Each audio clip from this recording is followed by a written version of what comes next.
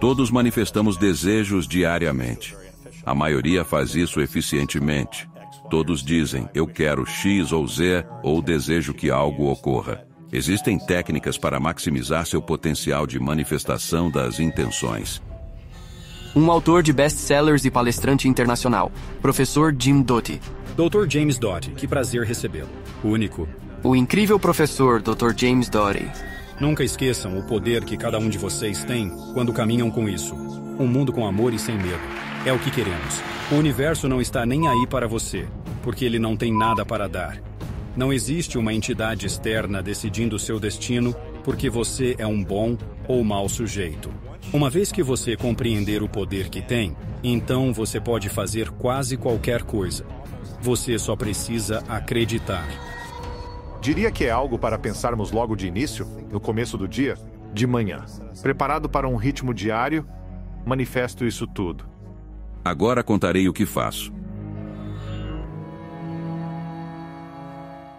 Sejam bem-vindos novamente à School of Greatness. Estou animado com o nosso convidado. Temos o inspirador James Doty na casa. Doutor, bom vê-lo e obrigado por estar aqui. Estou fascinado pelo tópico da manifestação, e ainda mais ao ver pesquisas e estudos de neurociência que apoiam esse poder.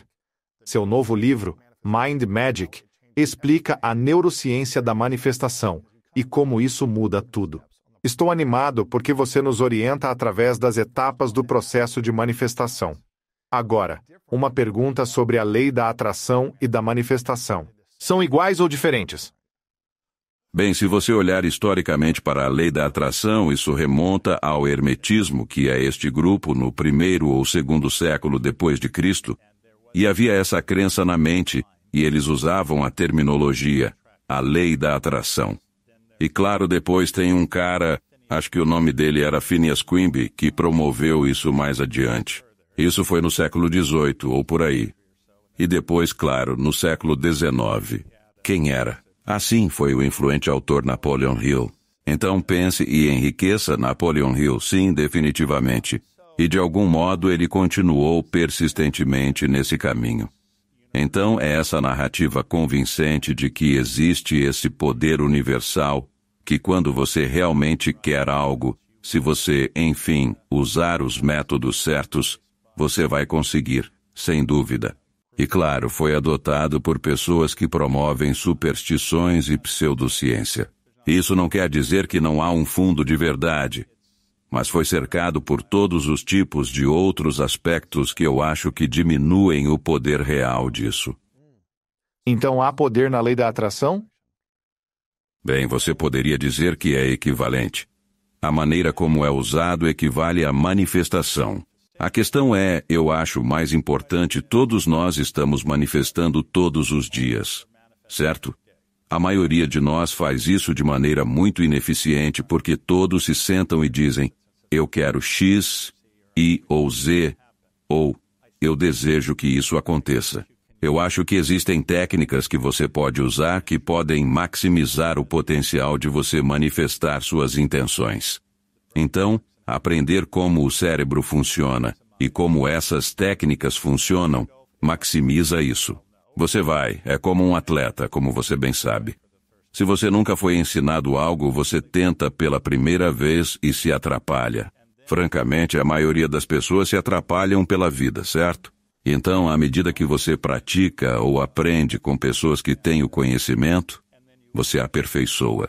Você entende, se você quiser dizer as bases neurocientíficas disso e como você faz o que chamamos de redes cerebrais cognitivas interagirem, e então você passou de, bem, pode acontecer.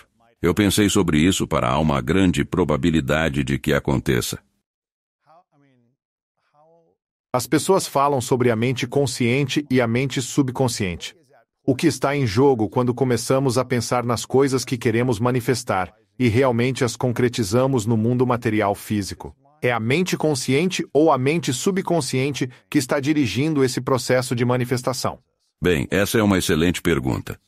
A questão é, como obter informações gravadas no subconsciente? Simplesmente dizer, eu quero isso pode ou não funcionar. Porque estamos igualmente distraídos por todo tipo de coisa. Veja bem, temos cerca de 10 milhões de bits de informação chegando através dos órgãos sensoriais a cada segundo. 10 milhões? Sim. E só conseguimos processar conscientemente de 50 a 100. Ok, então a maior parte disso vai para manter a homeostase ou funcionamento dos nossos sistemas corporais em um nível inconsciente. Mas na verdade temos acesso ao nosso nível subconsciente. E você pode aprender isso através de diferentes técnicas e em seguida utilizá-las para maximizar a entrada. Então, quando digo que você tem de 50 a 100 bits, você pode usar parte disso para incorporar conscientemente sua intenção, se souber como fazer isso. Interessante. Uau! E como um neurocirurgião e um neurocientista, o que você aprendeu ao trabalhar com cérebros fisicamente, a matéria, bem como com a neurociência, em termos de, acho que, criar isso para a sua vida, uma vida mais harmoniosa e abundante, estudando tanto o cérebro quanto a mente? Bem, de certas formas. Quero dizer, ser neurocirurgião é uma tarefa física, e não é como se houvesse pequenos sinais no cérebro que indicam onde tudo está. Agora, certamente sabemos pela anatomia geral onde as coisas estão. Mas você tem que lembrar, quero dizer, há um subconjunto de pessoas que falamos que o centro da fala fica no lado esquerdo. Mas existe um subconjunto de pessoas que tem esse centro no lado direito. Sério? Sim. Como sabe disso? Você simplesmente não sabe. A menos que haja algo específico que interfira ou que você teste expressamente para isso. Então, em geral, a anatomia é mais que bem consistente. Mas é como olhar para alguém, há pessoas altas, há pessoas baixas, e assim também funciona o cérebro. Nem todos são programados da mesma maneira, nem tem tudo exatamente no mesmo lugar. E de fato, como um exemplo ilustrativo, digamos que você toque violino. O homúnculo, que na realidade é a área tanto sensorial quanto motora que tem representações diferentes das partes do corpo, é afetado. Se você é um dedicado violinista, a área associada à sua mão ou mãos aumenta consideravelmente de tamanho comparado a outras partes do seu cérebro. Interessante. E de fato, o mesmo é verdade com certos tipos específicos de práticas de meditação. Certo. Então você pode ter um efeito profundamente transformador no seu cérebro físico, e certamente você tem muito poder sobre sua mente. E de alguma forma, é isso que estamos falando. E isso remonta, como você mencionou, à lei da atração. Sabe, tudo está de fato na mente. Eu acho que de fato, ao ser disciplinado e conseguir acessar, você faz as coisas acontecerem. Sim. E seja um desafio físico ou um desafio mental, você precisa entender como obter acesso. Então, como nós conseguimos acesso? Não vou te contar até você ter comprado o meu livro. Bem, você discute no livro o fenômeno da vibração, que é interessante, pois embora existam ondas cerebrais, há também a energia vibracional do coração. E você menciona que a vibração cardíaca é de fato muito mais poderosa que as ondas cerebrais. Me explique como funciona. É verdade, você pode realmente medir a energia vibracional do coração a uma distância de aproximadamente 1,5 a 2 metros.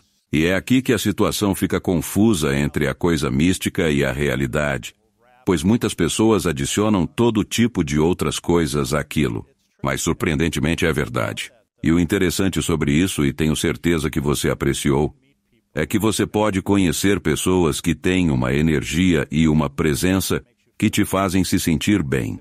Normalmente são pessoas que não são julgadoras, são aceitantes, abertas e respeitam quem você é como pessoa.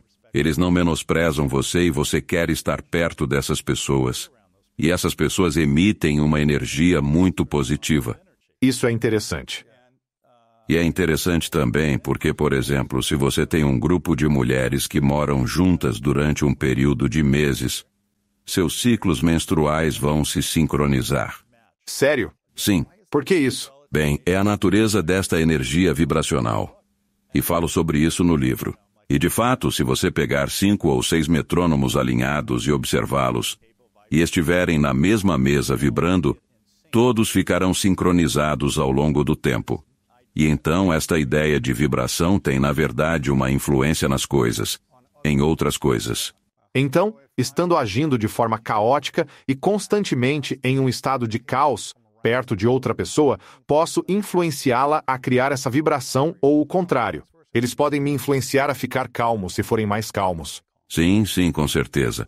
E de fato, qual deles vence? Essa é uma boa pergunta, quer dizer, depende do quão poderosa essa energia é. E essa energia pode ser muito poderosa, negativa ou positiva.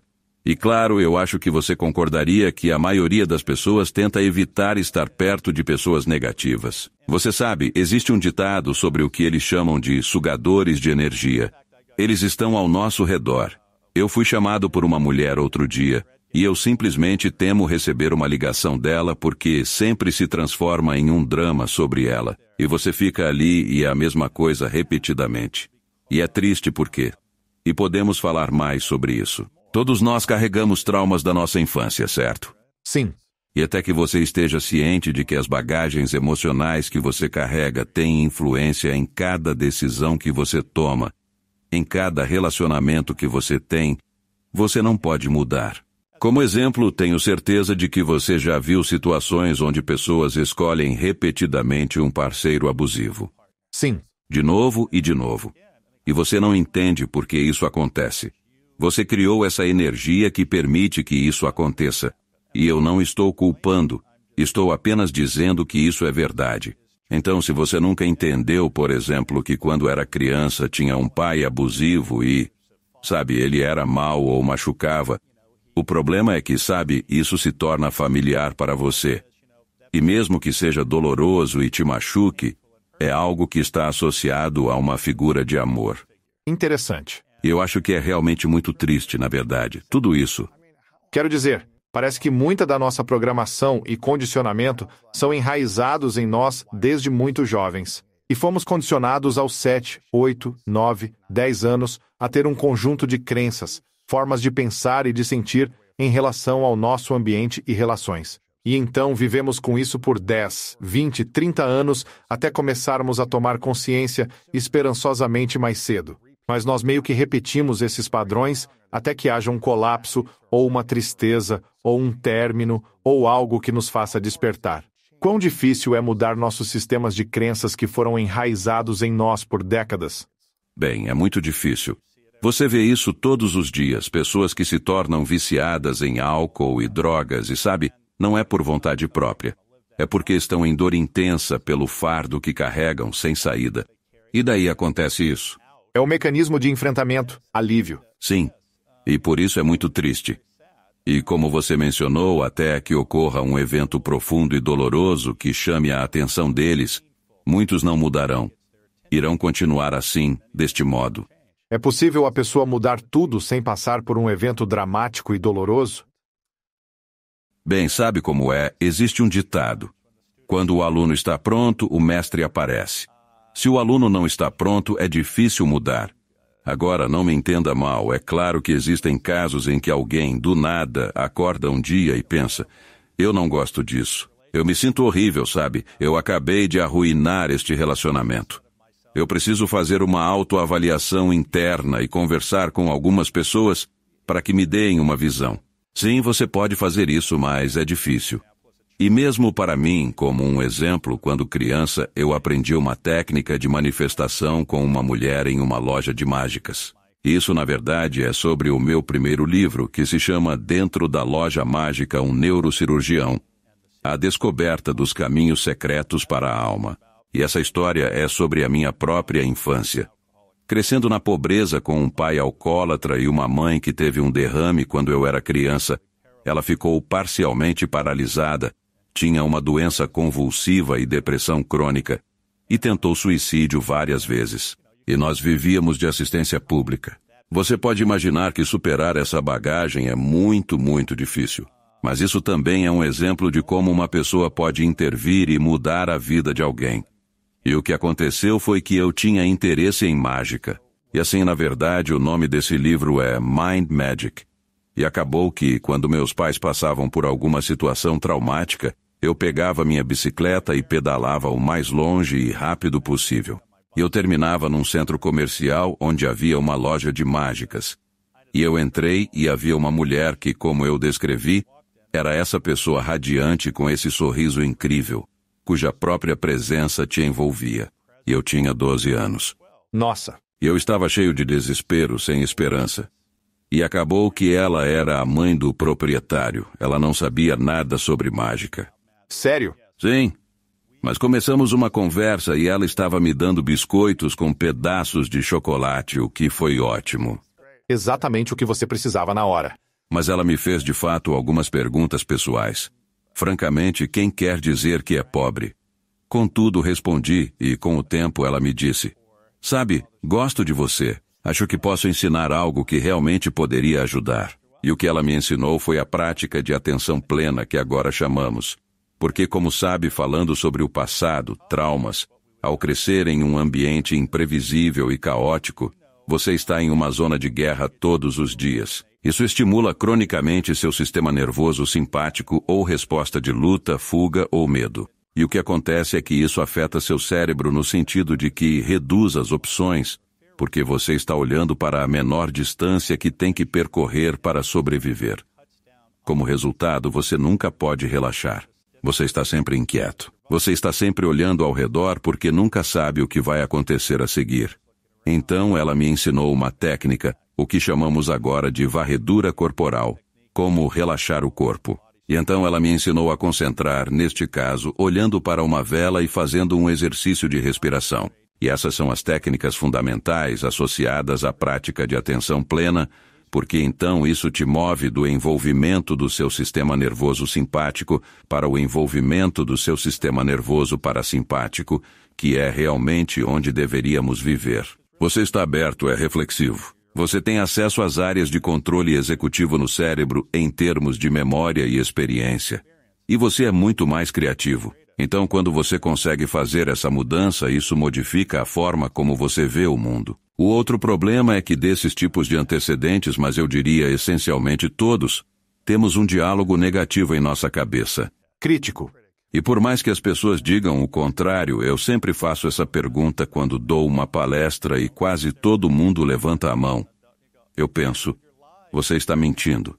Todo mundo tem um crítico interno, só que em alguns ele é muito mais forte do que em outros.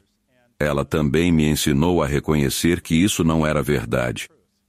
Interno? Sim, porque se você, e sendo um atleta, tenho certeza, você sabe, se você disser a si mesmo que não é possível, por definição, não é possível. Isso não pode acontecer. Então, quando as pessoas escutam isso, elas estão entregando sua capacidade de agir. E, de alguma forma, essa é a natureza de como tomamos controle da nossa manifestação. E como você sabe pela primeira frase do livro, ela diz: o universo não está nem aí para você porque ele não tem nada para dar. Não existe uma entidade externa decidindo seu destino porque você é um bom ou mau sujeito.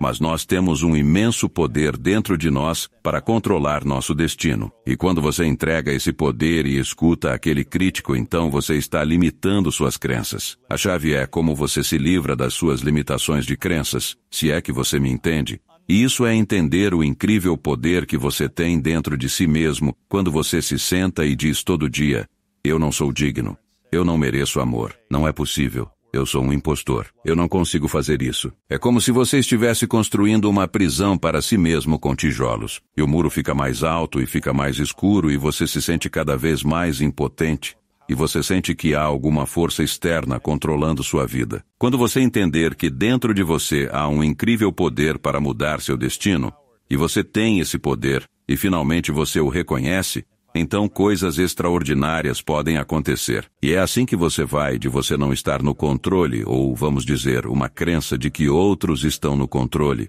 para, na verdade, você estar no controle. Como você se libertou das crenças limitantes e do constante estado de luta ou fuga, sentimentos que também vivenciei quando criança, me sentindo envolvido, inseguro, estúpido, não amado por várias razões. Consegui fundamentar isso com crenças e provas da infância. Como você aprendeu a quebrar as crenças limitantes e criar crenças mais fortalecedoras para te apoiar, para se sentir emocionalmente livre e começar a atrair mais do que você desejava na sua vida? Bem, antes de mais nada, eu não quero dar a impressão de que a jornada acabou. Às vezes as pessoas olham para você e dizem: "Nossa, você tem tudo sob controle agora." Nenhum de nós tem tudo sob controle, certo? Cada um de nós ainda é um ser humano frágil e que está lutando. E alguns de nós estão um pouco mais avançados nessa jornada. Outros continuam tendo dificuldades. Mas interagir com essa mulher me fez ver o mundo sob uma nova perspectiva. Porque quando você faz afirmações negativas repetidamente para si mesmo, como eu disse, isso tira a sua autonomia. Você se sente impotente. Sim. O negócio é que, quando você se autoflagela sendo normalmente a pessoa mais crítica consigo mesma do que qualquer outra, passa a ver todos à sua volta com essa mesma ótica crítica. Interessante. Então, sermos críticos conosco ajuda a criar ótimos relacionamentos com outros? Muitas vezes é muito prejudicial porque você sempre pensa que, vão me trair, vão mentir, pois está contando esses tipos de histórias, e isso torna as coisas difíceis. Autêntico ao ser crítico de si mesmo. Sim, sim. Isso nos leva a uma discussão completamente diferente, abordando as zonas azuis como exemplo, pulando de um assunto para outro. Cidade Loma Linda é bem perto, cerca de 1 hora daqui, uma das zonas azuis. Sim, claro. Mas se você observar atentamente as zonas azuis ou o trabalho do estudo de longevidade ou desenvolvimento adulto de Harvard, como é chamado, mas esse é o renomado trabalho de Robert Waldinger. Séculos atrás, quando vivíamos em aldeias, nascíamos lá. Tínhamos uma comunidade que, mesmo com nossos defeitos, ainda nos amava e cuidava de nós, nos ensinando lições. Tínhamos nossos pais, irmãos e avós por perto. E a própria natureza disso, na verdade, você não tem esse diálogo negativo interno acontecendo, certo? É um diálogo interno negativo que é extraordinariamente prejudicial. Porque, veja, quando você está sempre estressado, ansioso e negativo consigo mesmo, bem, o que isso faz? Isso estimula seu sistema nervoso simpático, que então faz o quê? Resulta na produção de proteínas inflamatórias que, claro, estão associadas a estados crônicos de doença. Isso deprime seu sistema imunológico, aumenta os níveis de hormônios de estresse como cortisol, que, de forma crônica, são muito ruins para você. A função cardíaca é prejudicada. Sua pressão arterial aumenta. Então, todos esses aspectos negativos são ativados quando você está constantemente hipercrítico. Nossa. Então não se sente tão bem. Você se sente cansado, exausto, drenado. E outro aspecto é, por exemplo, com meus próprios pais.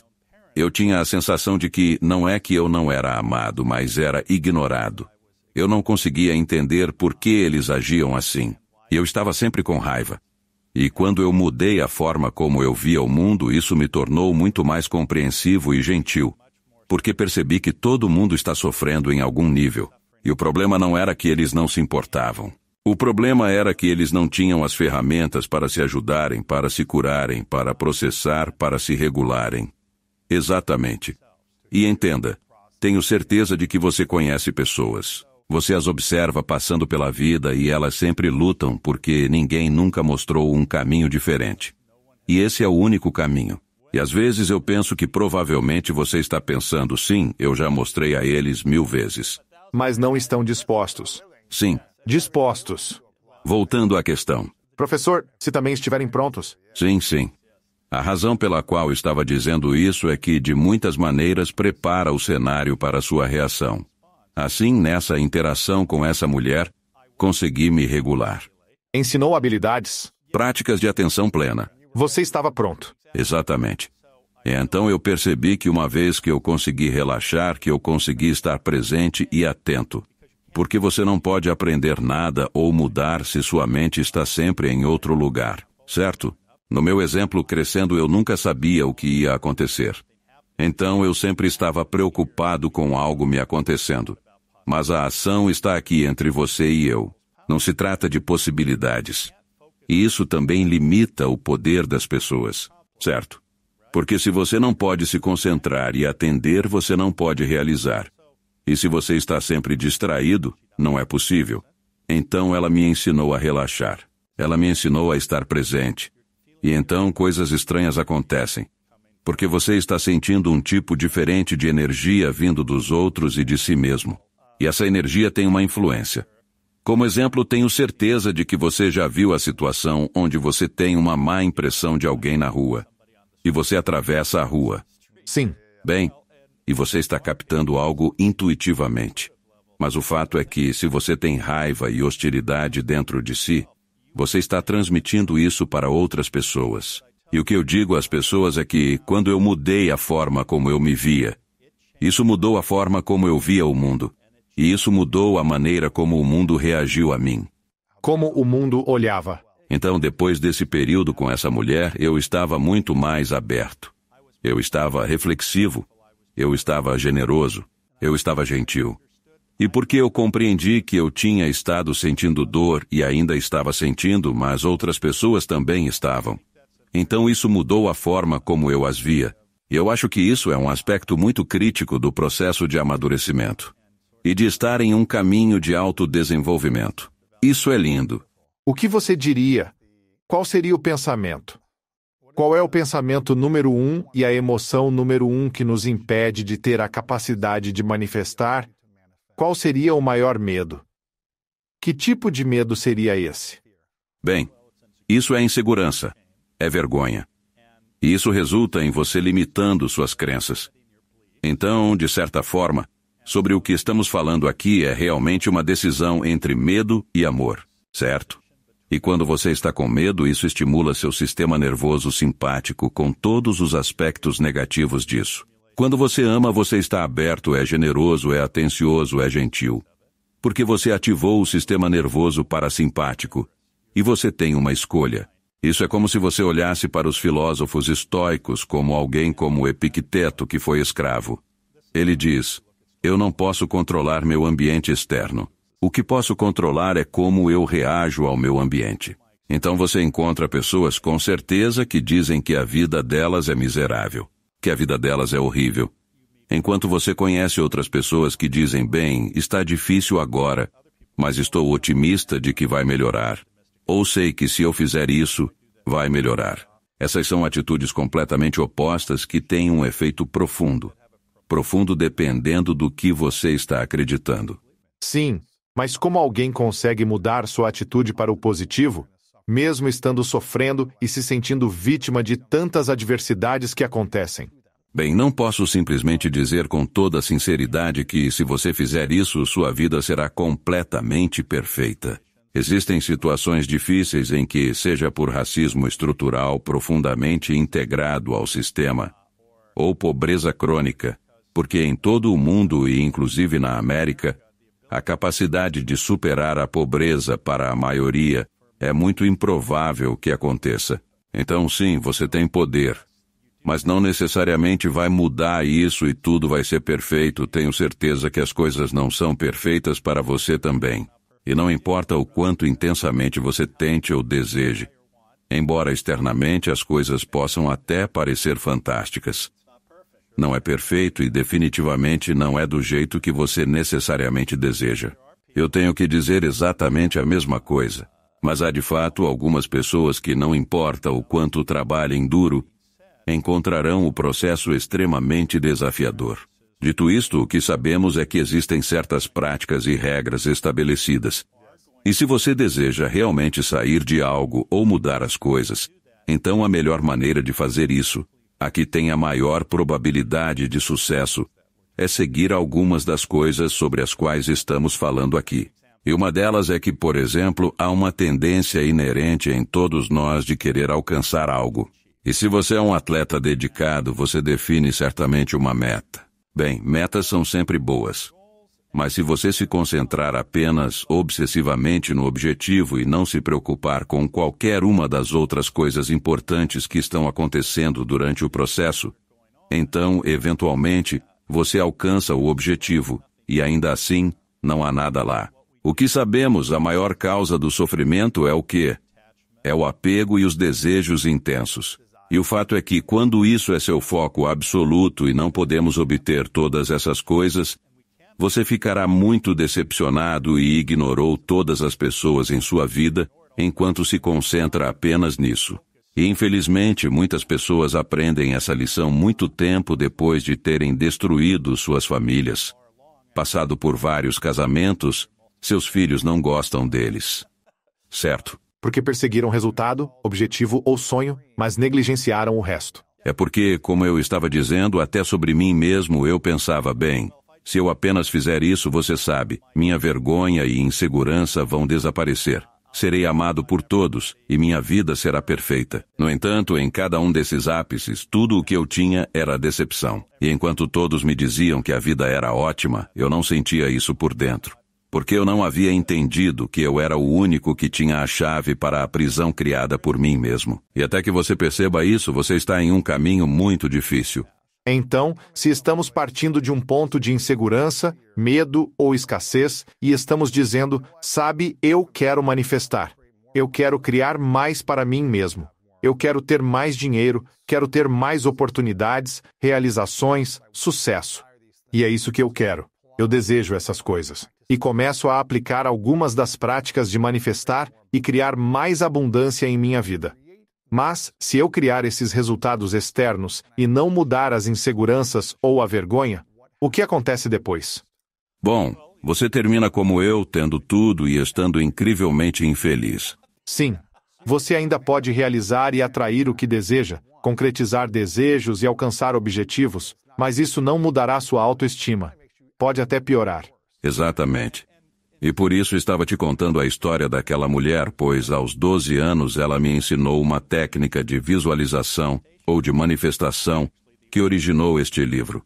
Então ela disse para escrever 10 desejos. Bom, novamente, infelizmente, na sociedade capitalista ocidental e com apenas 12 anos, você fica pensando no que as pessoas desejam. Quero dinheiro, carros e garotas. Bem, sim, eu queria um relógio Rolex. Sim. Porque o pai do Afrindabite tinha um e para mim isso parecia tão incrível. Certo? Eu queria um Porsche prata. Eu queria uma mansão de frente para o oceano, etc, etc.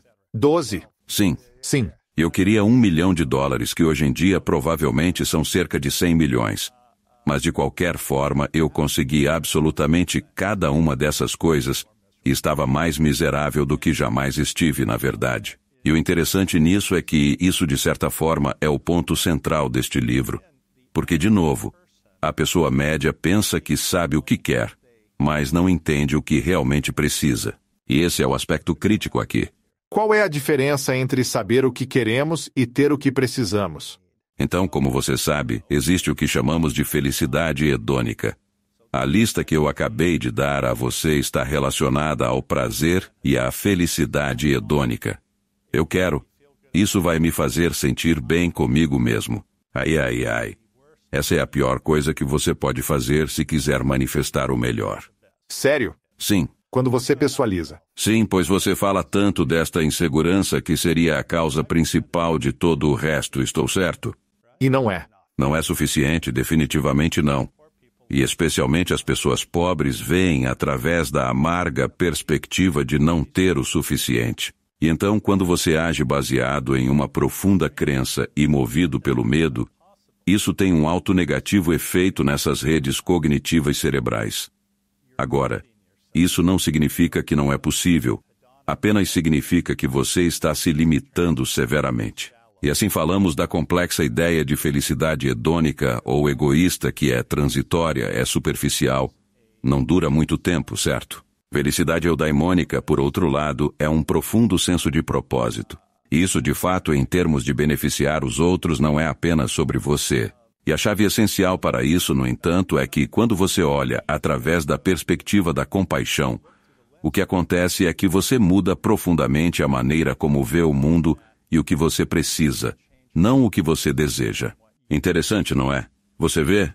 Isso muda tudo porque você percebe que quando você está servindo, quando você cuida dos outros, não necessariamente precisa ter aquela casa grande e o Porsche não vai te completar. E então, você provavelmente não vai mais perseguir isso porque é apenas uma quimera na qual você está focado, porque pensa que vai ajudar a se livrar da vergonha e do vazio. Certo? Está vendo? Então é uma mentalidade diferente. Quando você muda para o sistema nervoso parasimpático que ativa todas as suas redes cerebrais e permite que elas se sincronizem, digamos, então tem a maior probabilidade de se manifestar. Interessante. Então, pelo que entendi, e me corrija se eu estiver errado, quando viemos de um lugar de carência e queremos mais para ganho pessoal por si só, isso não vai nos trazer o nível máximo de felicidade em comparação a quando viemos de um lugar de querer criar mais, servir ou impactar outras pessoas de alguma forma que esteja conectada a um propósito maior, teremos mais realização e, com esperança, manifestaremos exatamente o que precisamos.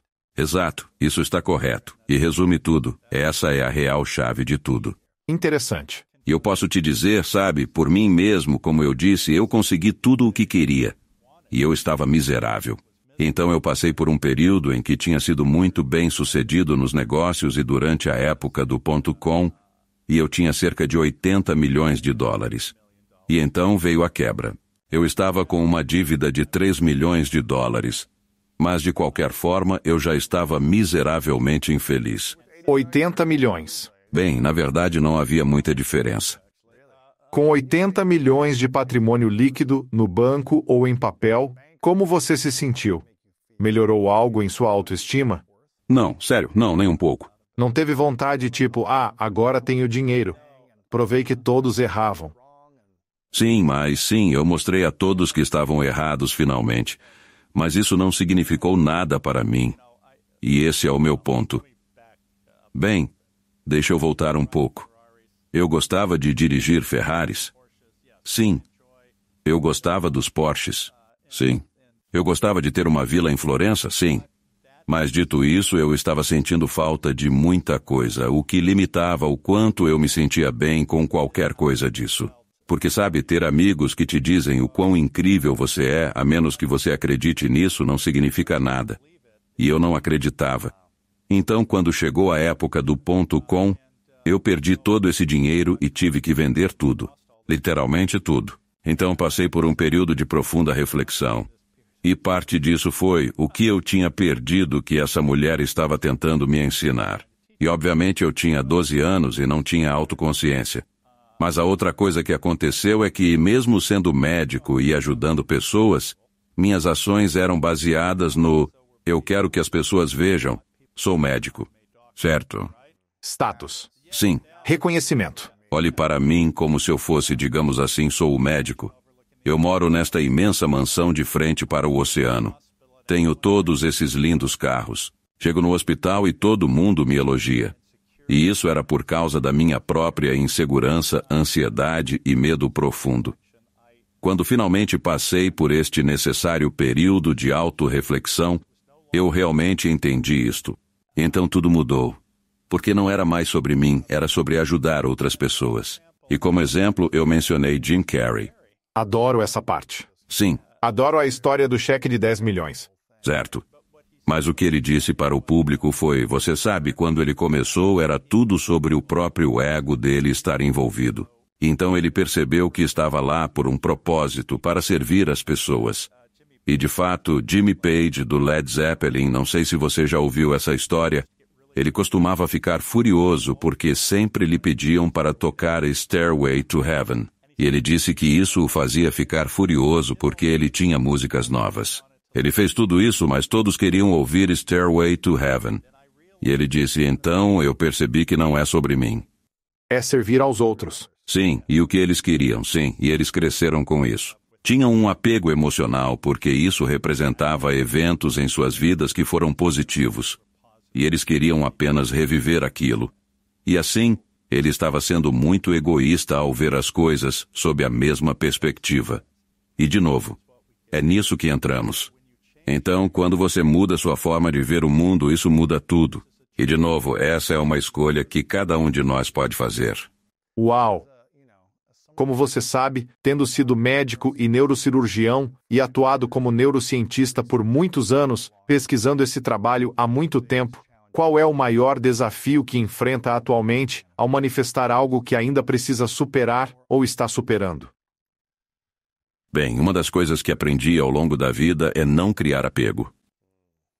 Para quê? A qualquer coisa. E olha, não é perfeito, mas o que quero dizer, se você dissesse bem, e quanto ao seu filho ou sua esposa? Sim. Mas apesar disso, a natureza desta nossa vida é cheia de decepções, muitas vezes. E nós causamos nosso próprio sofrimento ao criar esses apegos. Então eu gosto realmente muito de carros bons.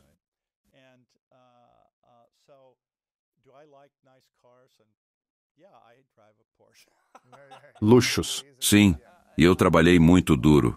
Eu dei quantidades imensas para outras pessoas. Não tenho nenhum sentimento ruim sobre essas coisas. Mas o que posso te dizer é que se tudo desaparecer amanhã, isso não terá impacto no meu estado mental. E essa é a chave, porque você tem Liberdade. Isso é exatamente correto. Porque se você cresce na pobreza, o que é que te prende ou segura ou aprisiona? Dinheiro. Então, quando eu perdi tudo e tive essa escolha com essas ações que eu poderia doar para a caridade ou não, eu escolhi doar, o que eram 30 milhões de dólares. Mas doar, de certa forma, me libertou. Eu simplesmente não me importava mais. Não me aprisionava mais, entende? E esse é um nível que leva tempo e trabalho para alcançar. E muitas pessoas... Minha esposa disse, quando eu dei todo aquele dinheiro, tinha um artigo no Wall Street Journal. Ela disse, eu não me importo que ele doe dinheiro. Eu só queria que ele não tivesse doado tudo. Estou realmente muito curioso. É mesmo ruim as pessoas quererem possuir bens materiais, um carro bacana, uma casa legal, $1 milhão na conta bancária ou roupas bonitas? Isso é considerado ruim quando elas pensam em manifestar, já que é sobre elas mesmas? Bem, se tudo é sobre você e sua narrativa é sempre sobre você, eu acho que você vai levar uma vida infeliz. Não vai conseguir a felicidade. Certo. Porque você não tem propósito ou significado, sabe? Sim, eu quero dizer que sim. É legal andar por aí desfilando com suas roupas, ir a festas e sair com isso tudo. Seja o que for. Sim, claro. Não tem nada de errado com isso. Mas quando cada ação na sua vida é uma ação egoísta voltada para as suas necessidades, então é uma existência vazia. Como exemplo, eu conheço pessoas que, claro, não conseguem se apegar a uma mulher. Eles têm que ter a próxima mulher bonita, certo? E a única coisa deles é ser visto com a mulher bonita. Não é sobre eu me importar com essa pessoa. Eu realmente gosto dela. Ela é realmente especial. Você sabe, ela tem os atributos que me fazem parecer bom. Certo.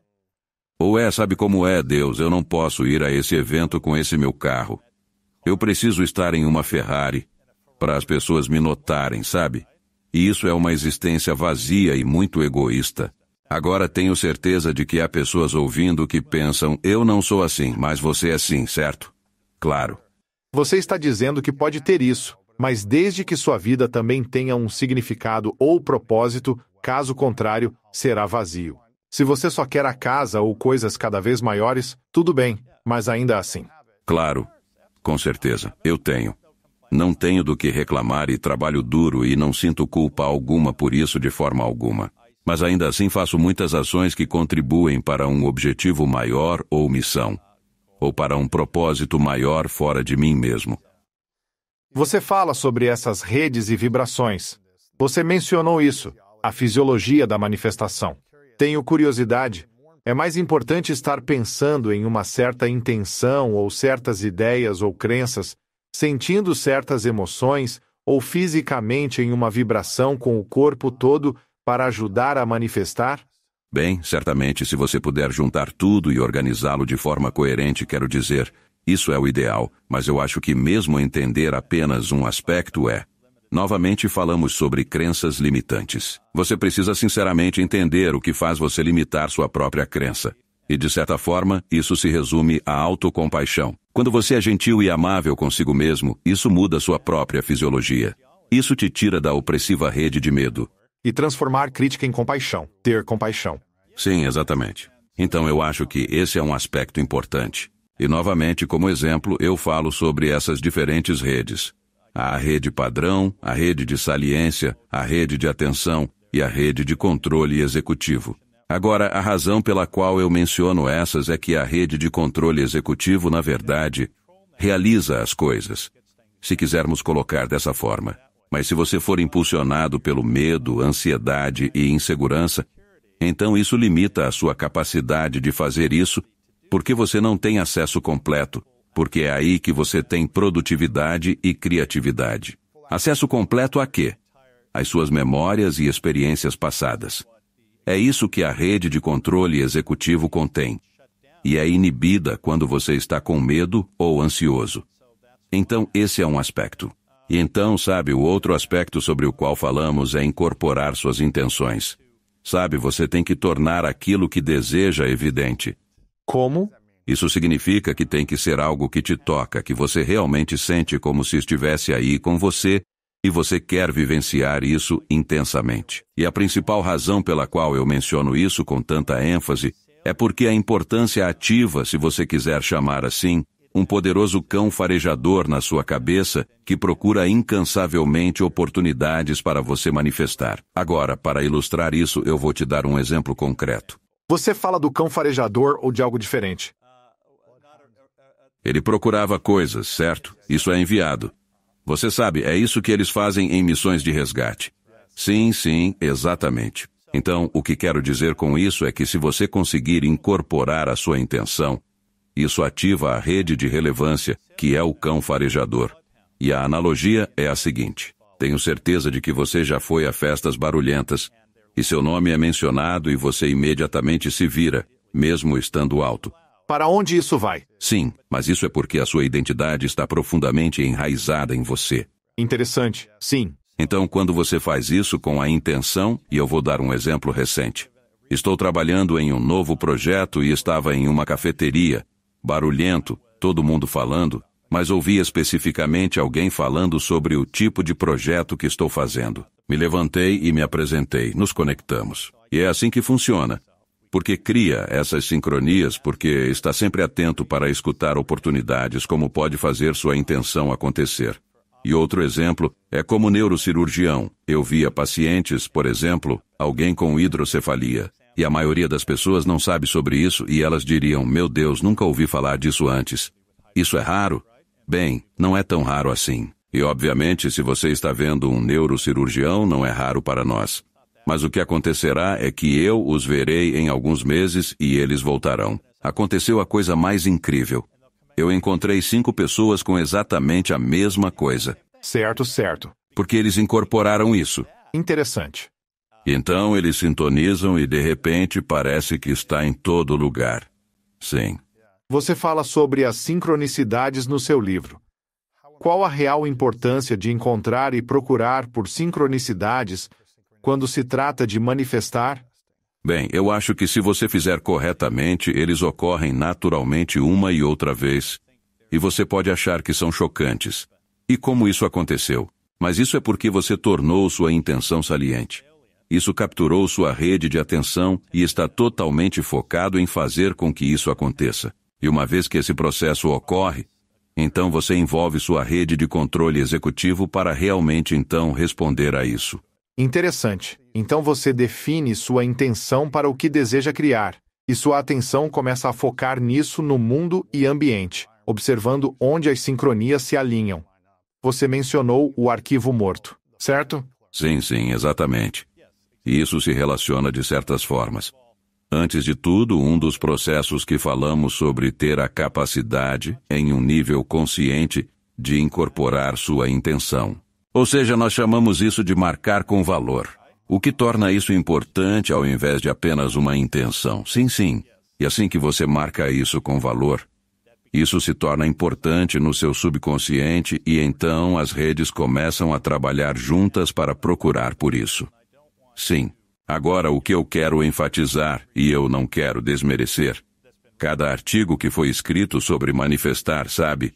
Eu mencionei os problemas que tenho com o segredo ou outras narrativas desse tipo, mas a realidade é, sabemos que o que se conecta, ativa junto. Sim, entendo. E o meu ponto sobre isso é, em primeiro lugar, você tem que realmente trabalhar. Não é como se, eu pensei nisso, então deve acontecer. É como qualquer coisa. E nós falamos sobre isso mais cedo, sabe? Todo mundo está manifestando todos os dias. Eles só fazem isso de maneira muito ineficiente, infelizmente. Então, quando você faz isso de forma estrategicamente eficiente, todas essas coisas, sabe, se unem para fazer sim acontecer. É por isso que, por exemplo, o que essa mulher iluminada na loja de mágica fez. E isso foi bem antes de, sabe, essas relevantes ideias serem amplamente divulgadas. Ela me fez escrever minha lista de coisas que eu queria ardentemente manifestar.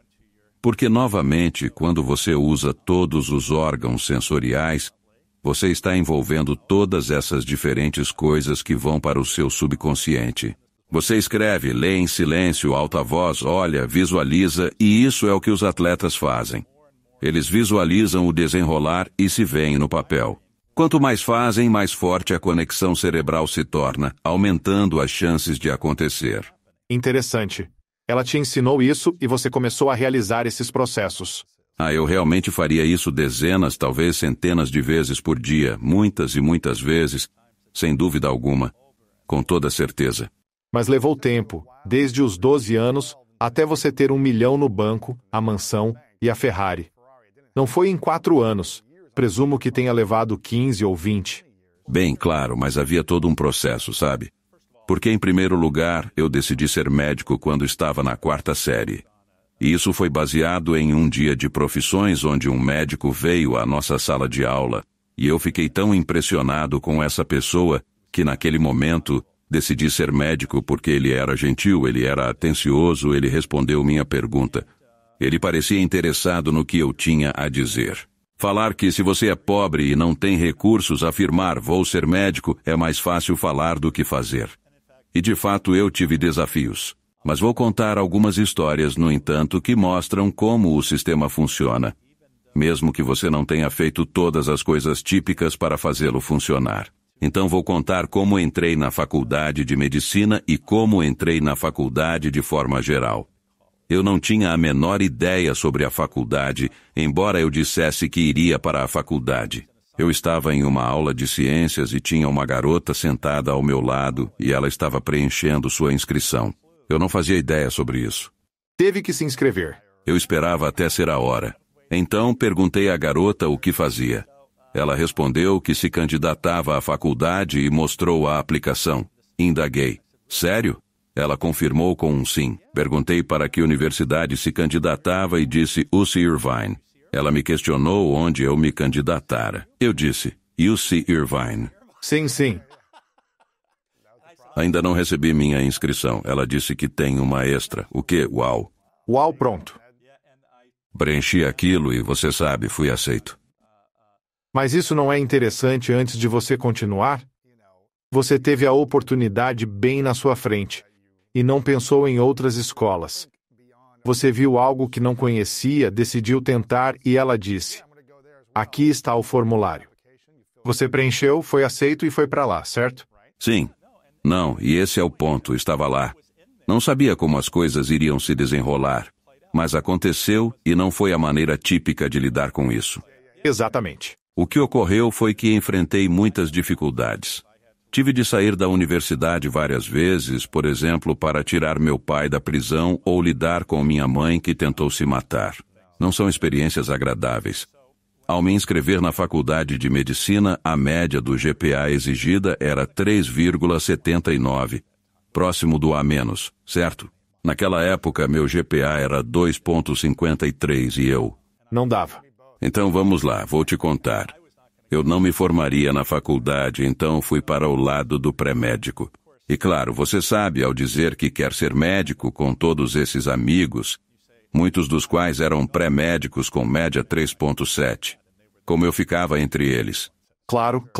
E sabe, foi muito doloroso porque ele disse, você nunca vai ser médico. Esse GPA, que piada, né? Esse é o seu sonho. É doloroso. Então eu fui. Antigamente precisava-se de entrevista com a comissão da pré-medicina, você marcava um horário e eles escreviam uma recomendação. Cheguei ao escritório e solicitei à secretária uma consulta para a carta. Olhando-me, ela recusou meu pedido, perguntei-lhe o motivo. Sabe, ela tinha puxado mesmo meu arquivo. Ela disse porque é uma perda de tempo para todo mundo. Ah, cara.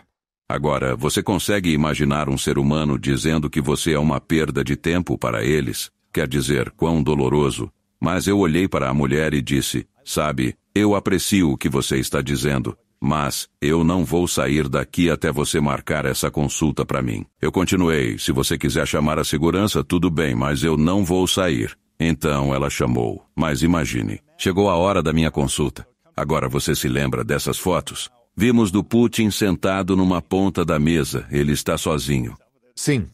Eu entro na sala, estou numa ponta da mesa comprida, talvez com uns 20 anos de idade. Na outra ponta, 3 pessoas. O homem no meio tem meu arquivo. Ele me olha. Pega o arquivo, levanta da mesa, joga na mesa o arquivo e diz, fale o que deve falar para acabar com isso tudo. Sério? Sim. Nossa, que coisa. E você fica aí sentindo que intimidante, né? E que cara chato esse, né? Então, o que de fato aconteceu foi que eu olhei diretamente para o sujeito e disse, não vou permitir que você me reduza apenas a uma média de notas. Sou muito mais que isso. Sou um ser humano. Posteriormente, eu continuei a dar uma inspiradora aula para eles por aproximadamente uns 20 minutos. Que coisa. Todos estavam chorando no final, porque quando você mostra sua humanidade, eles não podem mais ignorar você. Eles não podem te objetificar se você está bem ali, na frente deles, os forçando a olhar para você. Nossa.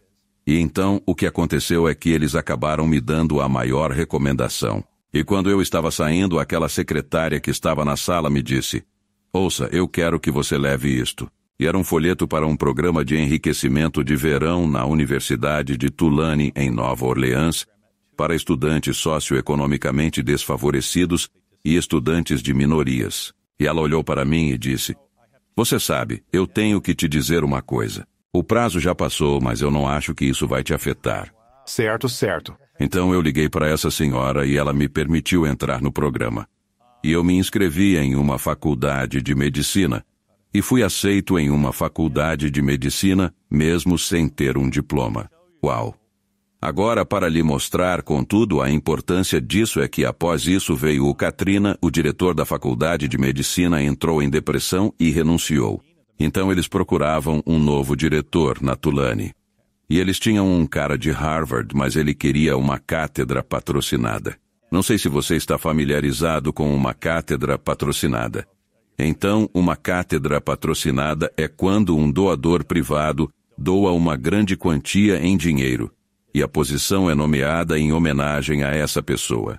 É uma das maiores honras na medicina acadêmica ou na universidade, e esse dinheiro é transformado em um fundo patrimonial. Então o professor pode usá-lo para o que quiser. É uma coisa muito prestigiada. E na realidade, anos depois, eu acabei patrocinando a cátedra do diretor. Claro. Sim, foram vários milhões de dólares. Interessante. Então, ainda na Tulane, o decano da faculdade de medicina é o professor Doty. Eu reconstruí a biblioteca após o furacão Katrina.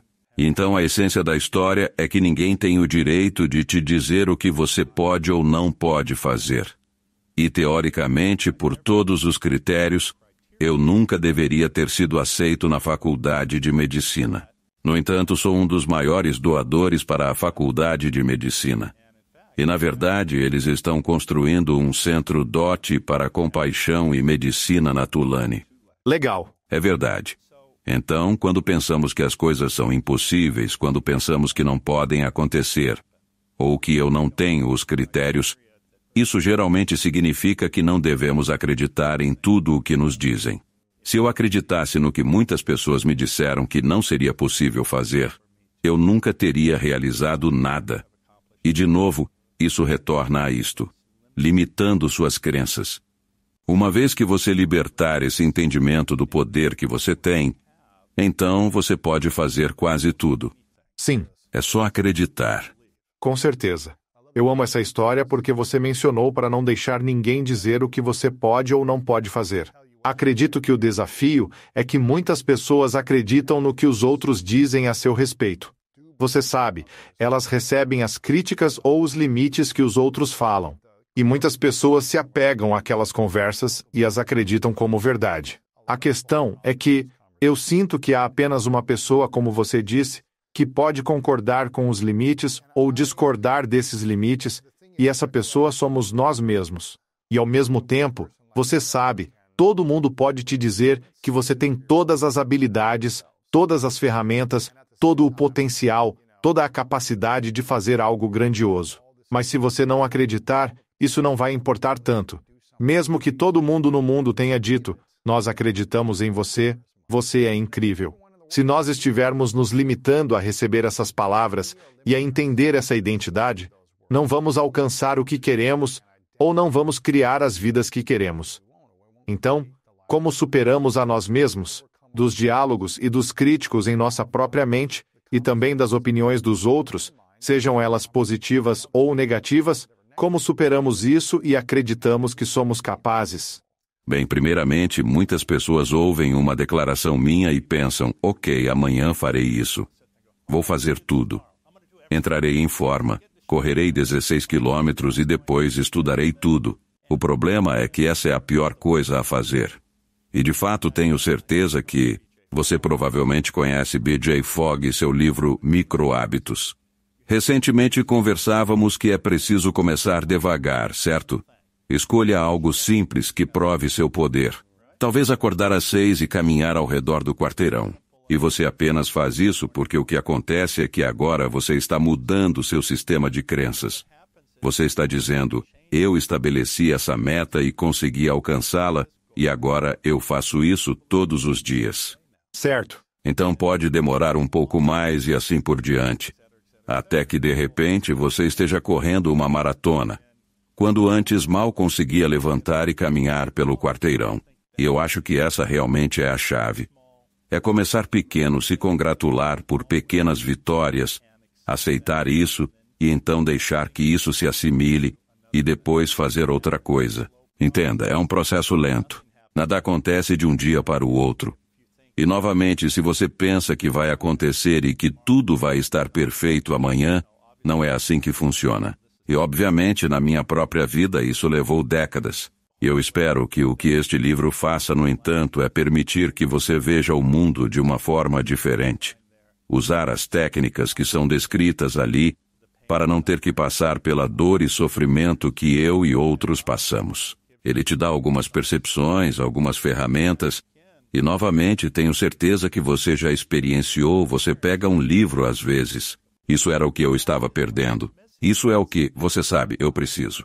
E o que eu tentei fazer é tanto mostrar a ciência por trás disso, mas também entrelaçando histórias, como eu mencionei, a do Jim Carrey. E eu também incluí, na verdade, indivíduos com quem interagi na minha própria vida, que tiveram essas mudanças profundas, baseadas em ter uma percepção diferente de quem são e do poder que têm. Sim. Há uma parte no livro que falamos sobre entrar em estados de fluxo. Acho que você até disse algo como o efeito placebo e hipnose. Então, como podemos entrar em estados de fluxo, usar o efeito placebo e hipnose para começar a manifestar melhor? Um dos pontos desses exemplos é mostrar que, na verdade, de forma bem simples, você pode alcançar isso sem nada. Certo? Com hipnose, por exemplo, você pode. E você pode fazer auto-hipnose, claro. Mas imagino que a maioria das pessoas pense naquele cara que chega e faz uns gestos. Certo, pessoal? Mas é assim tão rápido se você se treinar para acessar isso. Eu falo sobre monges e sobre Wim Hof. Essas pessoas acessam o poder interno que possuem e isso requer prática e dedicação. Mas os processos são parecidos com a hipnose e o efeito placebo. O interessante do efeito placebo é que, mesmo sabendo que é um placebo, ele ainda funciona. O mesmo efeito obtém resultados. Sim, sim. Então, além disso, se você pensar em exercitar um grupo muscular específico e executar isso, seus músculos irão crescer sem que você faça nada. Simples assim. Nossa. Veja, esse é o poder, pois o cérebro não distingue entre seus pensamentos e a realidade, sabe? Se plantar isso agora não quer dizer que seus músculos ficarão como o de um levantador de peso olímpico, mas eles realmente aumentam em massa. Conseguir acessar o que você desvaloriza dentro de si é muito poderoso. E quando você fala sobre o estado de fluxo, sabe? Este é um estado de ser onde tudo se alinha, certo? Sim. É onde queremos estar. Não damos atenção ao tempo, às externalidades, estamos somente fazendo. Você não quer que se torne algo como ignorar tudo para alcançar um objetivo, mas deseja viver de modo que as coisas venham naturalmente enquanto vive esse processo, trabalhando junto para manifestar seus objetivos. Uau, isso é absolutamente lindo. Qual é a pesquisa mais recente sobre o placebo e como podemos usar essa ciência ou esses dados para impactar nossas vidas positivamente? Bem, novamente, a coisa estranha sobre isso é que você não precisa acreditar, e isso vai acontecer. E se acredita ser verdadeiro, provavelmente será mais poderoso, melhor. Sim.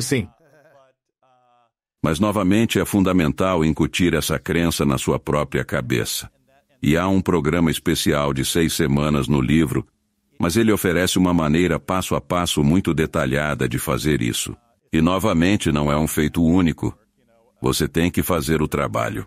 Embora eu diga que o universo não está nem aí para você, eu também diria que Deus, sem dúvida, ajuda quem cedo madruga. E você sabe, quando faço essa declaração no final do livro, basicamente o que eu quero dizer é: você é o universo. Você é a força que decide. E outra vez, é entender o quanto de poder você tem dentro de si mesmo. Você sabe, existe uma. Estamos falando de pessoas ficando presas em coisas. Você sabe, às vezes você simplesmente não consegue prever o que vai acontecer com você no futuro. Mas existe essa atitude. Chama-se otimismo disposicional. Não sei se você se lembra de uma vez ler isso, mas é completamente entender que as coisas nem sempre funcionam no nosso cronograma designado e manter um estado constante de uma visão otimista do mundo. Novamente, isso te alinha, porque te mantém em um estado persistente e constante de engajamento do seu sistema nervoso parasimpático. E se você pode viver nesse estado persistente e ver o mundo através dessa lente apreciativa, sua fisiologia vai estar no seu melhor. Sua longevidade vai, sem dúvida, aumentar. Você vai ser muito mais feliz em termos de propósito e significado na sua vida. Você sabe, nada é, ou pelo menos não consigo imaginar nada pior do que ser um velho rabugento ainda perseguindo mulheres de 20 anos, tendo 3 ou 4 Ferraris. E na verdade isso me lembra. Vou te contar uma história engraçada. Eu estava em Aspen dando uma palestra e um dos benfeitores era um viúvo de 80 anos que sobreviveu ao Holocausto. E então ele convida todo mundo para a sua casa. Então chegamos a essa enorme mansão e isso, sabe, 20, 30 milhões. Certo, em Aspen. Em Aspen, sim, você sabe, uma de suas várias. Claro. Então eu entro lá e eu era um dos principais oradores. Aí ele chega em mim e começa a falar. E sabe, ele olha para o meu relógio e diz: "Vê isso?" Ele aponta para o relógio dele. $1 milhão. E eu tipo, e daí? O que você fez? E ele disse, eu venha até aqui. E eu, tá bom. Então ele me leva até a garagem dele e novamente muitos carros. E eu estou olhando para ele e então ele começa a dizer, sabe, eu nunca fui feliz. E eu disse, entendi.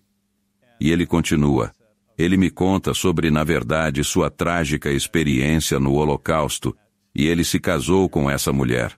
Mas ele nunca foi apaixonado ou tinha paixão, e assim por diante. Ele disse, sabe, eu sou miserável. Eu faria qualquer coisa para ser feliz. E eu disse, entendi.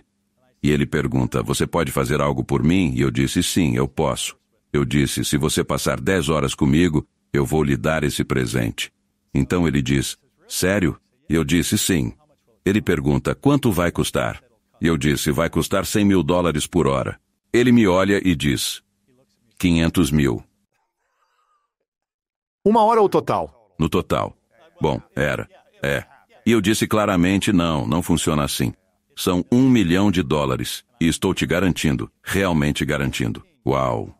E então, de repente, a filha dele está lá e ouve a nossa conversa, e ela vem e diz, papai, você sabe, ele é como um neurocientista, ele estuda isso. Você deveria definitivamente fazer isso.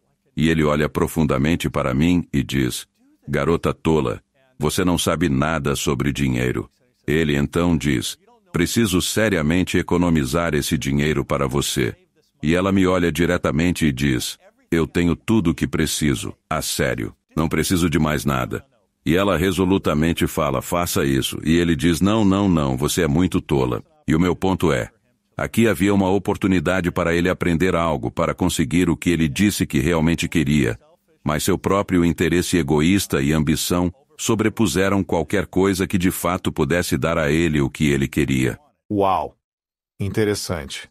Sim. Ele tinha uma crença, uma identidade atrelada à necessidade de ter mais dinheiro, e não mudaria isso. Sim, sim.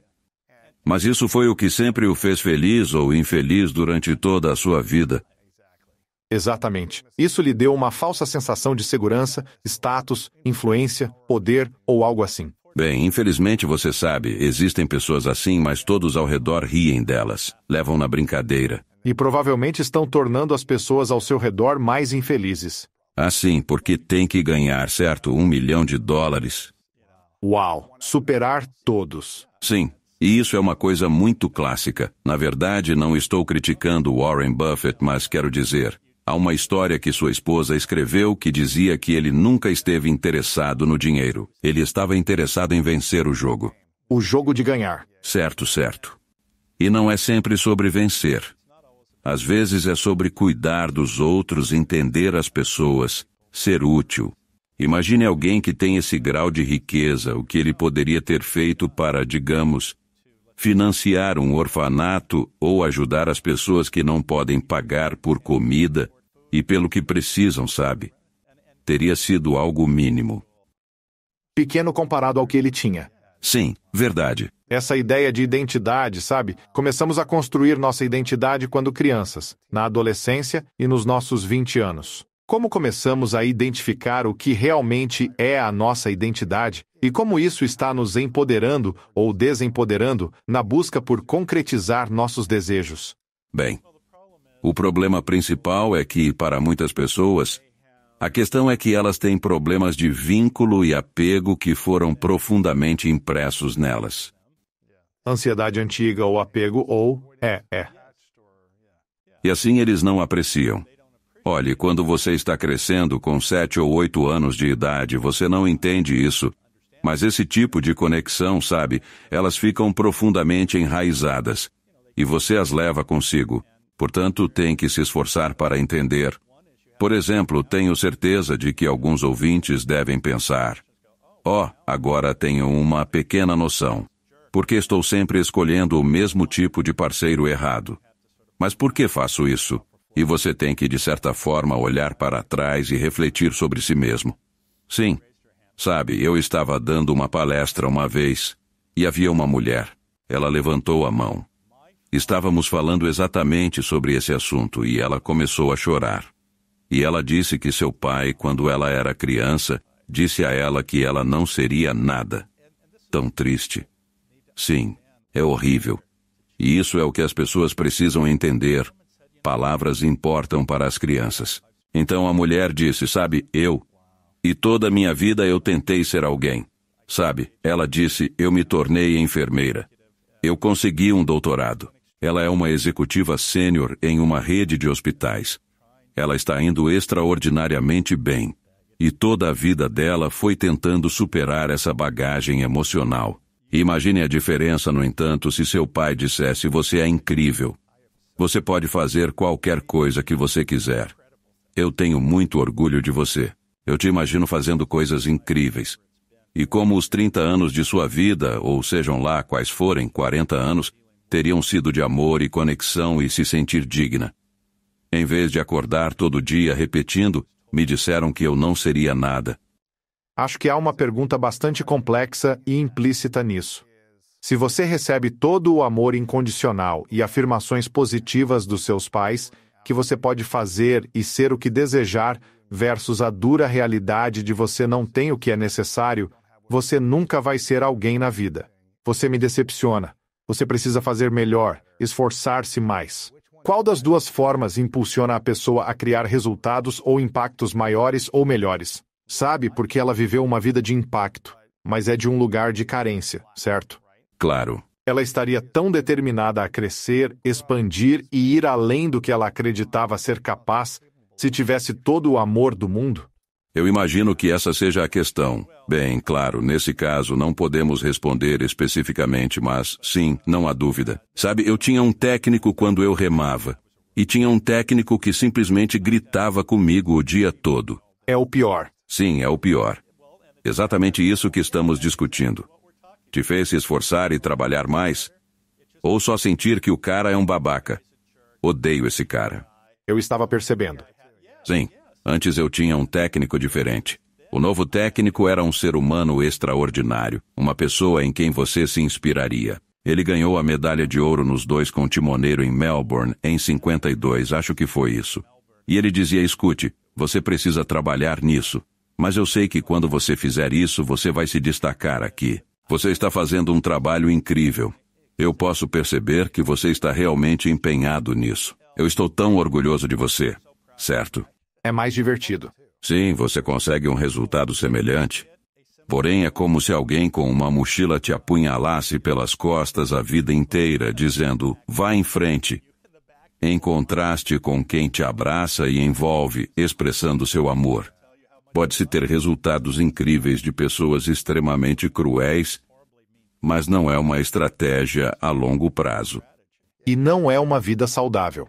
Não. Sabe, provavelmente há muito estresse, ansiedade e dor crônica que você está carregando com essa energia, com essa vibração sobre a qual fala no livro. E quando entramos em estado de fluxo, somos capazes de criar mais abundância de maneira harmoniosa. Exatamente. Não de forma cansativa e persistente para alcançar algo, sentindo-se exausto ao chegar. Sim. Então, em vez de sentir realização e pensar, esse cara eu mostrei para você, você está lá pensando, Deus, como estou feliz por ter. Deus, que sensação boa. Estou tão feliz por ter conseguido fazer isto. É uma coisa completamente diferente. E eu esperaria que as pessoas quisessem o outro caminho. O de positividade e encorajamento e não alguém te impulsionando. E este é um dos problemas na América corporativa, certo? Você tem chefes que pensam que criar medo motiva e até certo ponto motiva. Sabe, tem uma história ótima sobre um cara. Qual era o nome dele? Carnes, não me lembro, acho que era Jeffrey Carnes. Ele estava na Austrália. Mas ele dá um exemplo interessante. Ele disse que fizeram uma avaliação 360 na empresa. Tenho certeza que você conhece isso, sim. Eles avaliaram todo mundo. Ele disse que vieram compartilhar os resultados com ele. Ele está contando à esposa, sim, vieram compartilhar os resultados. Eles o disseram que, em toda a história deles, ele era o pior CEO que já tinham visto. E ele disse que eles lhe disseram que seus empregados tinham medo dele e que ele estava criando um ambiente insalubre, e por aí vai. E ele diz isso à esposa e se pergunta, o que você acha disso? Acredita nisso? Estou pensando em demiti-los. E ela diz, por que você faria isso? Eles estão absolutamente corretos. E ele fica, o quê? E ela disse, estou te dizendo isso há 20 anos e você não me escutou. Ela disse que ele precisava parar e refletir sobre isso. Então ele passou por uma análise de 2 anos com terapia e acabou conhecendo um monge budista e começou a praticar meditação. Eles fizeram uma reavaliação alguns anos depois e agora eles tinham uma das maiores taxas de retenção, uma das maiores taxas de produtividade, um dos maiores valores para os acionistas, liderando com compaixão, consideração, bondade como motivador versus o medo como motivador. Isso é lindo. Uma das coisas que você oferece é esse processo de 6 etapas, e uma das coisas na etapa 6 é sobre deixar de lado essas expectativas e estar aberto ao maravilhoso, estar aberto às maravilhas, aos mistérios do mundo, quando as coisas virão até você. Talvez seja diferente do que você originalmente queria, todas essas coisas diferentes. Por que é importante manifestar sem estar apegado aos resultados desejados e ao mesmo tempo estar aberto ao maravilhoso? Sabe, um dos grandes desafios é justamente esse. E volta à complexa questão do apego, porque uma vez que você se apega firmemente a algo, você tem uma visão pré-definida de como tem que ser, correto? Então, inevitavelmente, isso cria uma potencial decepção. E a natureza caprichosa da manifestação é que não acontece exatamente como você quer, porque o que você pode não perceber é que existem outros fatores competindo aqui. E às vezes você pode não apreciar isso, mas em um nível inconsciente, a decisão certa está de fato sendo tomada. Em um nível consciente, isso não é exatamente o que você pensava que era, e por isso você resiste, o que gera infelicidade. Outra coisa é o mesmo que ter um prazo rígido, como se algo urgentemente tivesse que acontecer até esse dia específico. No entanto, não funciona sempre assim.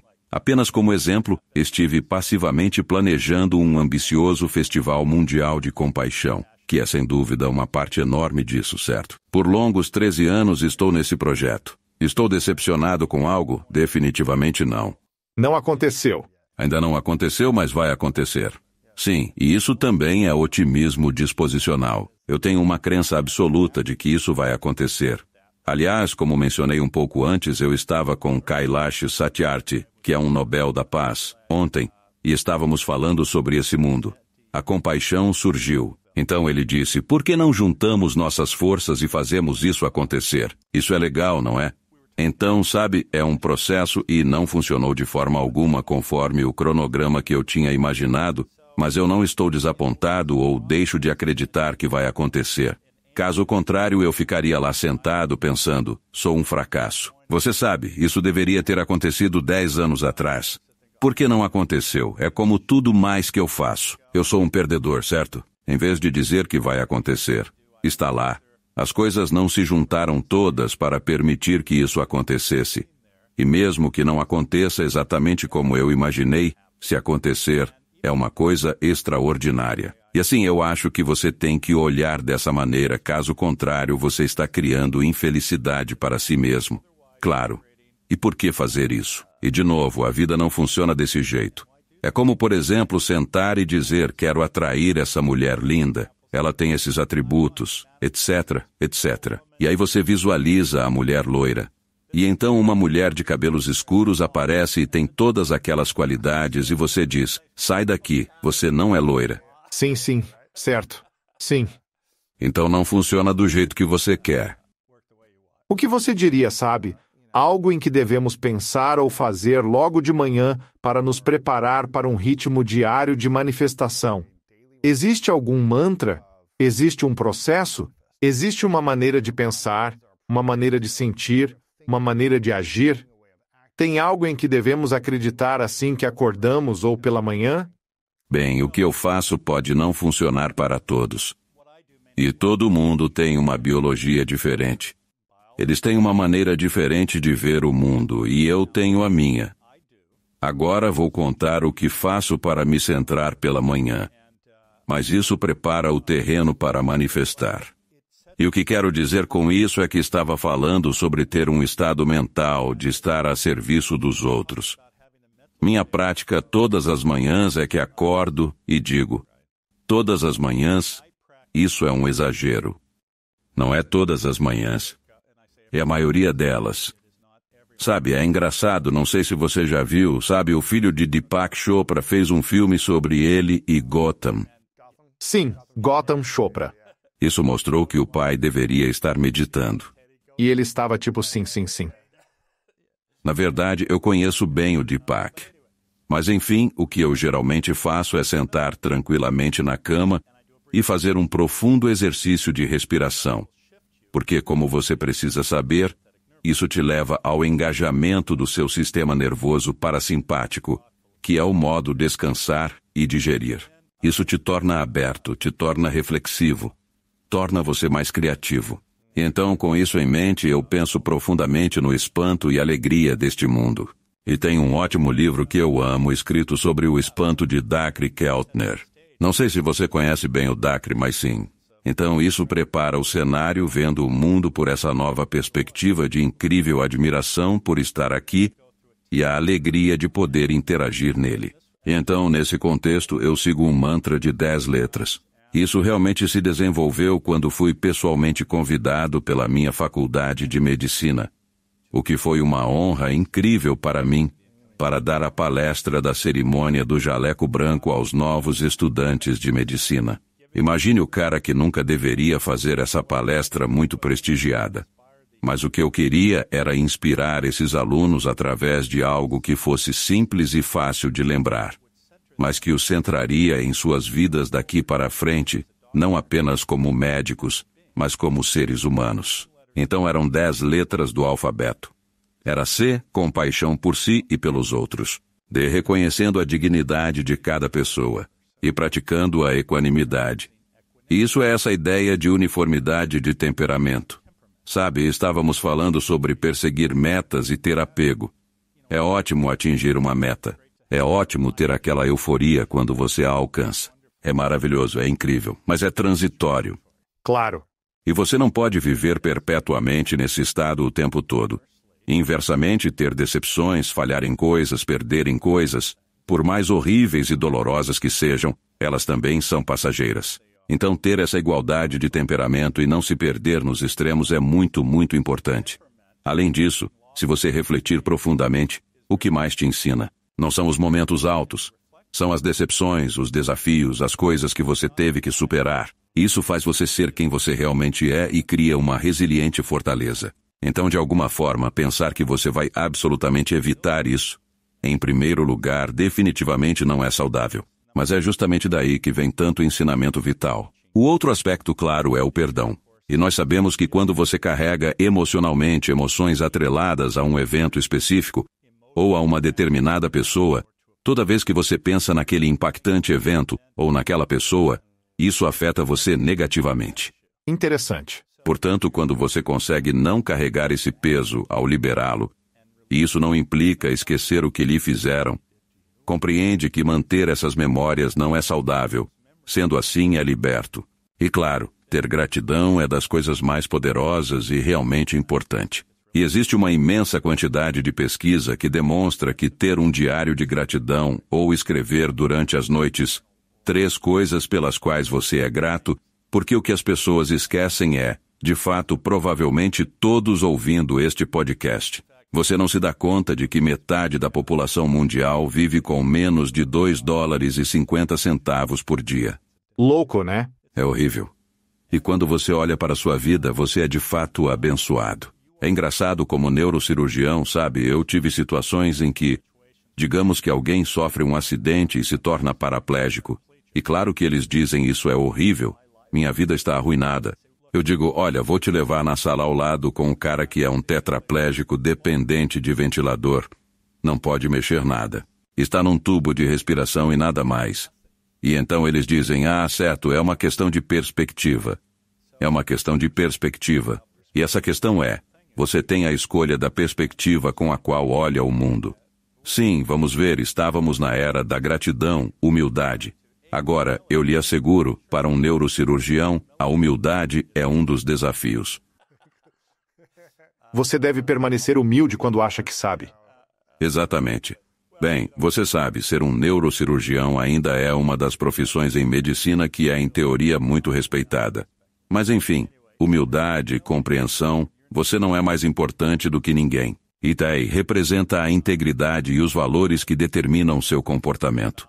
Se você quer chamá-los de regras para seguir na vida, já é o reconhecimento da justiça, o que significa que temos a responsabilidade de cuidar daqueles que são vulneráveis. G é simplesmente ser gentil com os outros, não tem a ver com sofrimento. Compaixão tem, por definição, o reconhecimento do sofrimento com um desejo motivacional de aliviar isso. Então, gentileza é apenas ser uma boa pessoa. E claro, o que contém tudo isso, e isso é o amor. É verdade. Isso foi parte da minha palestra na cerimônia do jaleco branco.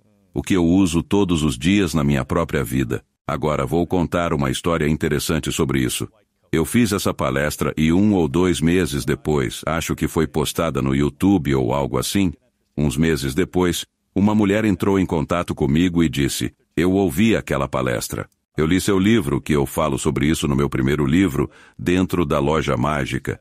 E ela disse, eu sou a diretora espiritual do maior abrigo para pessoas em situação de rua nos Estados Unidos. Sou uma pessoa de fé. Meus amigos me enviaram todos os livros, mas eu estava extenuada no meu trabalho e não aguentava mais. E eu tinha pedido demissão. Ela disse, eu li seu livro. Eu ouvi aquela palestra. Isso me deu forças para voltar ao trabalho, o que eu fico tipo, meu Deus, que lindo, certo? Um mês depois, ela me envia outro e-mail e diz, sabe, eu tenho que contar a história. Eu estava contando para minha melhor amiga sobre isso, e ela tem uma filha chamada Ginny. E Ginny tem 12 anos e faz contas. E Ginny fez um conjunto de 10 contas de madeira que cada uma representa uma dessas letras do alfabeto. E ela adicionou uma conta dourada para representar a regra de ouro. Você se importaria se vendêssemos estas para apoiar o abrigo para pessoas em situação de rua e nós termos um centro pela paz lá? Com certeza. Alguns meses depois ela me enviou outro. Ela era como uma perseguidora. Ela me mandou outro e disse, sabe, isso foi tão poderoso. Eu fui em frente e criei um vídeo no YouTube. Posso postar? E ele mostra uma garotinha fazendo essas contas com uma música linda. E ela está falando sobre esta prática. E então ela postou. E resumindo a história, nós nos tornamos amigos. Eu acabei indo ao abrigo para sem-tetos, visitei o local e dei uma palestra na igreja ou um sermão, como algo particularmente religioso. Depois ela tem 2 heróis neste mundo. Um é o Dalai Lama e o outro era Desmond Tutu, quando ele era vivo. Então, como eu acho que você sabe, eu costumava ser o presidente da fundação do Dalai Lama. Ele é o benfeitor fundador do centro que eu dirijo em Stanford. Eu disse, escuta, eu vou receber o Dalai Lama. Quero te convidar para vir e quero te apresentar a ele. E ela ficou, nossa, isso é incrível. Ela diz, mas sabe, infelizmente eu ganho muito pouco dinheiro e realmente não posso pagar. Eu disse, bem, escuta, eu vou te contratar como consultora e traga um monte de contas com você. E eu fiz isso. E nós tivemos estas contas abençoadas por sua santidade. E ela conseguiu conhecer o herói dela. Então, avançando alguns anos, eu era amigo do Tutu. Então eu estava na Cidade do Cabo na festa de aniversário de 80 anos dele. Então, durante o seu 85º, eles me convidaram para ir novamente para o seu aniversário. Eu estava em Oslo e liguei e disse, escuta, você precisa fazer um favor para mim. Eu disse, quero que você vá à Cidade do Cabo em meu lugar e conheça o Tutu. E por um lado, obviamente, custou algo para fazer isso, mas olhando para o quadro maior do meu mundo, isso era irrelevante. Certo. Mas para ela era literalmente o seu mundo. Exatamente. E você vê. Isso exemplifica perfeitamente o que cada um de nós pode fazer ao simplesmente realizar um ato simples e gentil.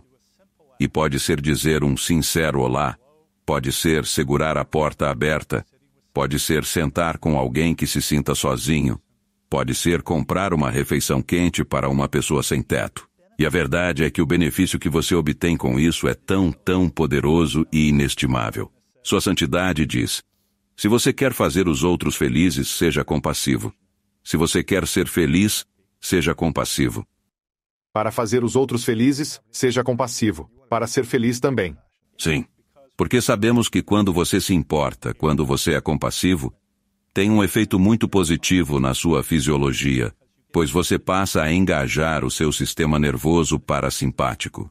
A função cardíaca melhora, a função vascular periférica melhora, a expressão de proteínas inflamatórias é diminuída, o sistema imunológico é potencializado, os níveis de cortisol são reduzidos.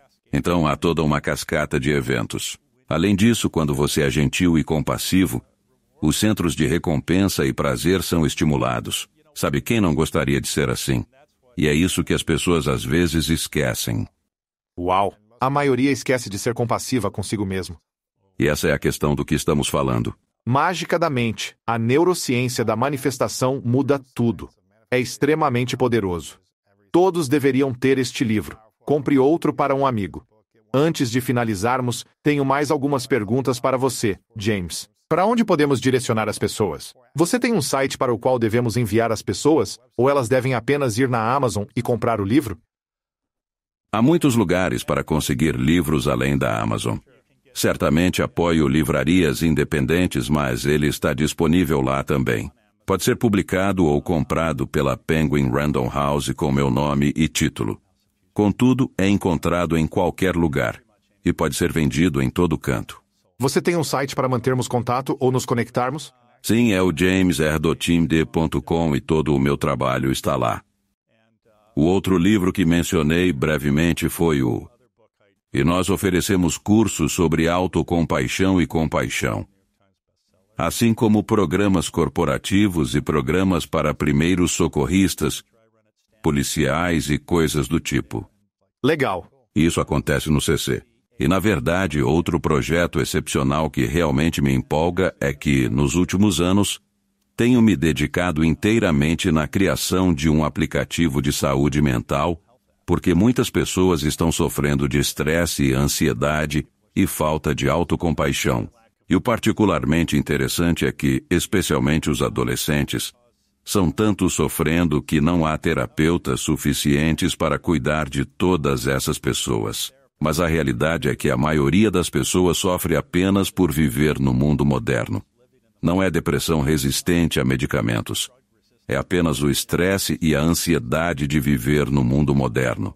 Porque, como estamos falando sobre as zonas azuis, estamos bem diferentes no mundo moderno. Então, o que ele faz é usar um motor de avaliação emocional para analisar a expressão facial, a análise da voz e o contexto da fala, conectado a uma base de conhecimento de IA, conversacional sobre terapia focada na compaixão e psicologia, que então é conectado a um avatar humano que conversa com você. E o que sabemos é que ter uma breve conversa como 10 minutos quando alguém está se sentindo estressado e ansioso, a própria natureza de uma conversa pode diminuir significativamente esses sentimentos. E o interessante é que muitas pessoas têm medo de serem julgadas. Sentem vergonha. Sim. Conversar com um avatar que é compassivo, empático, sem julgamentos e aceitador é muito poderoso. Isso não visa te separar das pessoas, mas sim apoiar para que siga em frente e tenha conexões melhores. E está disponível 24 horas por dia, 7 dias por semana. Ao contrário do seu terapeuta que, como você sabe, ou deveria dizer, eu não sei, talvez você não tenha um terapeuta, mas a maioria das pessoas tem. Claro. Você sabe, após as 17 horas informam que, em emergência com risco de vida, ligue para a emergência. Se estiver estressado e ansioso, não querem ouvir isso. Contudo, a empresa chama-se Happy. Estou muito animado com isso. Quando vai acontecer? Podem se inscrever gratuitamente. Legal. Permitimos que as pessoas o usem para receber feedback. Se o experimentarem, por favor, envie-me uma mensagem. Isso é algo bom, pois queremos aprimorá-lo e é surpreendente o tipo de conversa que pode surgir. Feliz inteligência artificial. Confira isso também. Algumas perguntas finais, James. Uma delas, a pergunta das 3 verdades, é um cenário hipotético. Imagine que você possa viver o tempo que desejar, criando, manifestando e servindo a humanidade como quer. E tudo o que deseja você manifesta até o fim. Mas por algum motivo, no seu último dia neste mundo, você tem que levar todo o seu trabalho consigo. Este livro, não teremos acesso a ele. Esta conversa não estará mais disponível. Tudo o que você criou, por algum motivo, foi para outro lugar. Nós não temos acesso. É um cenário e uma pergunta hipotética. Mas se fosse o seu último dia, daqui a muitos anos, e você só pudesse deixar para trás 3 lições para o mundo, e isso é tudo que temos de informação sua, do seu conteúdo, quais seriam essas 3 verdades para você que você compartilharia? Acredite em si mesmo. Cuide dos outros. Seja gentil consigo mesmo. Isso muda tudo na vida. Antes da última pergunta, James, agradeço sua contribuição que enriquece o mundo. Este tópico é fascinante para muitos, que sofrem e buscam uma vida melhor, mas desconhecem como criá-la. Assim, ao trazer pesquisas de neurociência e lições práticas para este trabalho, compartilhando-as gratuitamente e criando um livro que pode orientar as pessoas, você está beneficiando o mundo. Eu realmente te agradeço muito pela valiosa contribuição que você está fazendo atualmente à humanidade. E sou imensamente grato também pela sabedoria e pelas lições que você sempre compartilha. Então, sinceramente, queria compartilhar isso com você. Eu que agradeço. Obrigado. Sim, gratidão. E minha última pergunta para você, James, é: qual é a sua definição de grandeza? A minha definição de grandeza é ser autêntico, entender a si mesmo e cuidar dos outros. Eis a magia. Obrigado. Agradeço. Então, frequentemente, se temos sonhos que não necessitam de interpretação porque você está caindo ou está voando e cai, ou está dando uma palestra, aparece nu, ou é o final da vida e está te confortando, ou simplesmente não há sentimento emocional nele.